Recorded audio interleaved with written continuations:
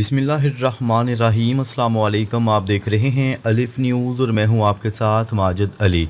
शामिल करते हैं पाकिस्तान और दुनिया भर से ब्रेकिंग न्यूज़ हेडलाइन। अमेरिकी सदर डोनाल्ड ट्रंप ने ऐलान किया है कि अगर ईरान के साथ डील हो जाती है तो पाकिस्तान जाऊंगा। अमेरिकी सदर डोनाल्ड ट्रंप ने ऐलान किया है कि ईरान ने तकरीबन हर चीज़ पर इत्तेफाक कर लिए है। हम ईरान के साथ मुआहदा तय करने के बहुत करीब हैं। मीडिया से गुफ्तगू करते हुए उन्होंने कहा है कि पाकिस्तान ने बहुत ज़बरदस्त किरदार अदा किए हैं। अगर ईरान के साथ मुआहदा होने के दस्तखत इस्लामाबाद में हुए तो वहां जा सकता हूं।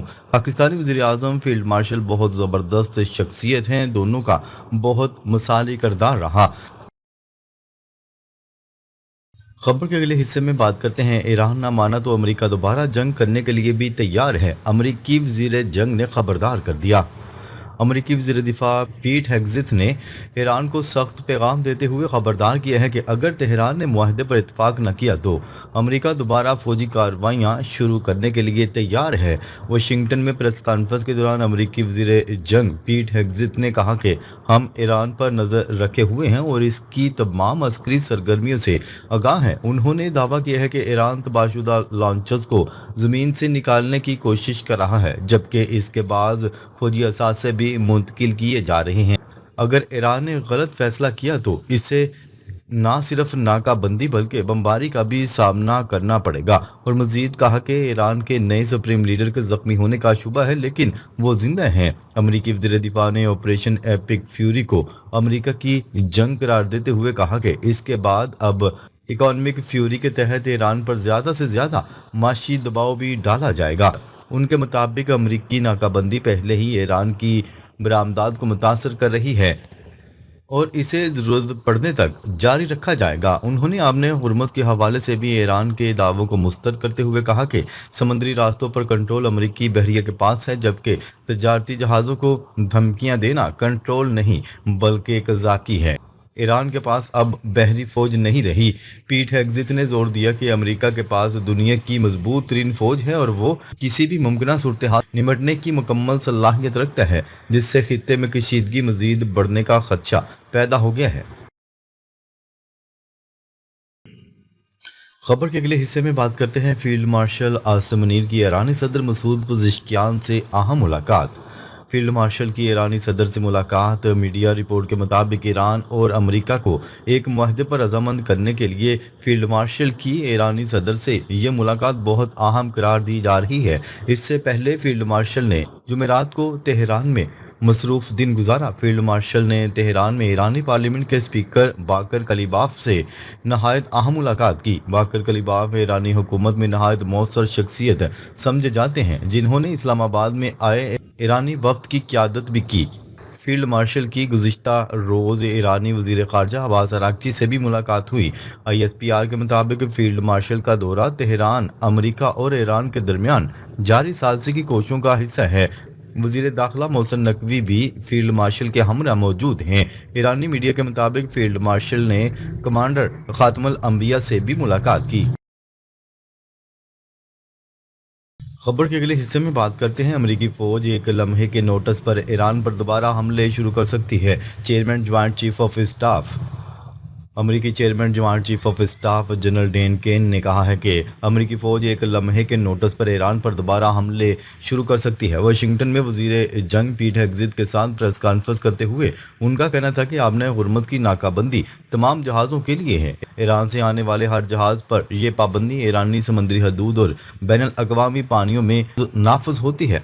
अगर किसी जहाज़ ने समंदर में ईरान की मदद की कोशिश की तो उसका पीछा करेंगे। जनरल डेन केन ने कहा कि नाकाबंदी के दौरान 13 जहाज़ों को वापस जाने पर मजबूर किया। इनमें वो जहाज़ भी शामिल हैं जो ईरानी तेल ले जा रहे थे।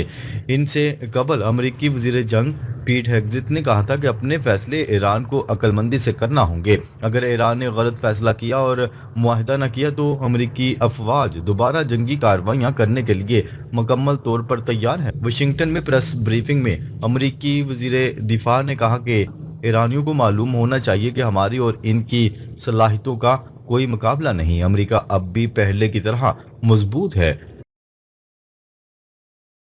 खबर के अगले हिस्से में बात करते हैं। बहरी नाकाबंदी बहरी कज़ाकी की एक शक्ल है। ईरानी आर्मी चीफ ایرانی فوج کے چیف کمانڈر میجر جنرل امیر حاتمی نے کہا ہے کہ بحری ناکہ بندی بحری قزاقی کی ایک شکل ہے۔ ایران دشمنوں کی کوششیں کامیاب ہونے نہیں دے گا۔ ایرانی بحری بیڑے کے 32 ہی روز کے استقبال کی تقریب سے خطاب کرتے ہوئے انہوں نے کہا کہ دشمنوں کی یہ خواہش ہے کہ ایران ان کے سامنے ہتھیار ڈال دے، مگر ان کی یہ خواہش کبھی پوری نہیں ہوگی۔ ایرانی آرمی چیف نے کہا ہے کہ جب ایرانی سفارتی حکام مذاکرات میں مصروف تھے تب ایران کو دشمن کی جارحیت کا سامنا کرنا پڑا۔ میجر جنرل امیر حاتمی کا مزید کہنا تھا کہ ایرانی حکام کی جرأت مندانہ کوششوں سے جنگ کے دوران ایران کے لیے کوئی مسئلہ پیدا نہیں ہوا۔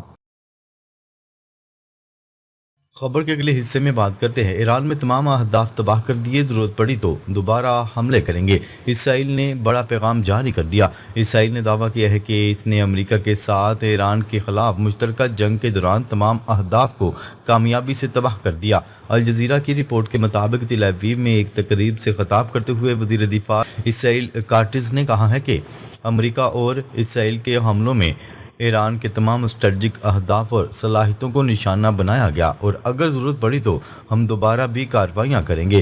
اسرائیلی وزیر دفاع کا مزید کہنا تھا کہ ایران اس وقت ایک تاریخی دوراہے پر کھڑا ہے، وہ استحکام اور تعمیر نو کا راستہ اختیار کرے ورنہ اسے ایسے انجام کا سامنا کرنا پڑے گا جو تباہی کی طرف جاتا ہے۔ انہوں نے مزید کہا ہے کہ ایک راستہ دہشت گردی اور جوہری ہتھیاروں کے حصول کو ختم کرنے اور استحکام و تعمیر نو کے مستقبل کو منتخب کرنے کا ہے، جیسا کہ امریکہ نے تجویز کیا ہے۔ دوسرا راستہ اس کھائی کی طرف جاتا ہے جہاں سے ایرانی حکومت کبھی باہر نہیں نکل سکے گی۔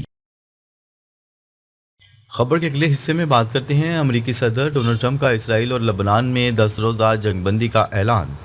امریکی صدر ڈونلڈ ٹرمپ نے کہا ہے کہ اسرائیل اور لبنان کے رہنماؤں نے 10 روزہ جنگ بندی پر اتفاق کیا ہے۔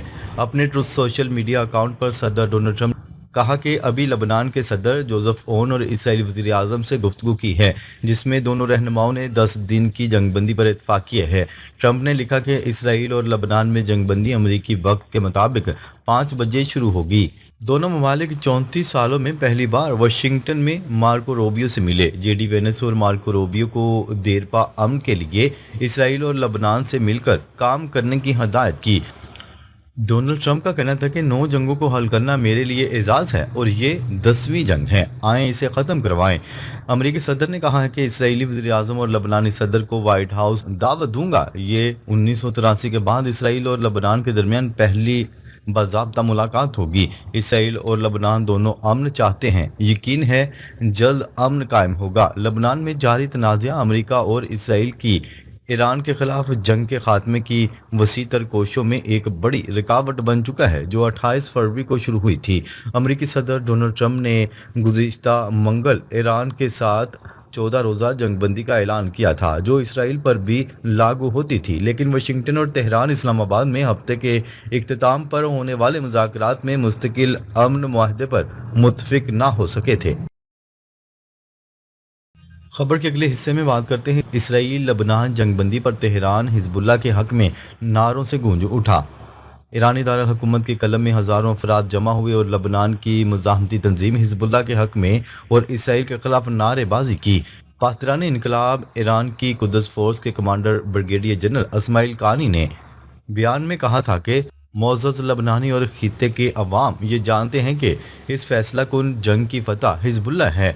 ان کا مزید کہنا تھا کہ اگر جنگ بندی قائم ہوتی ہے تو یہ لبنان کی مزاحمت کی استقامت اور ایران کی مدد کا نتیجہ ہے۔ لبنان اور اسرائیل کی 10 روزہ جنگ بندی کی خوشی میں بیروت میں بھی ہوائی فائرنگ کی گئی۔ ناظرین اب تک کے لیے اتنا ہی، مزید خبریں لے کر بہت جلد آپ کی خدمت میں حاضر ہوں گے، تب تک کے لیے اپنا خیال رکھیے گا۔ اللہ نگہبان۔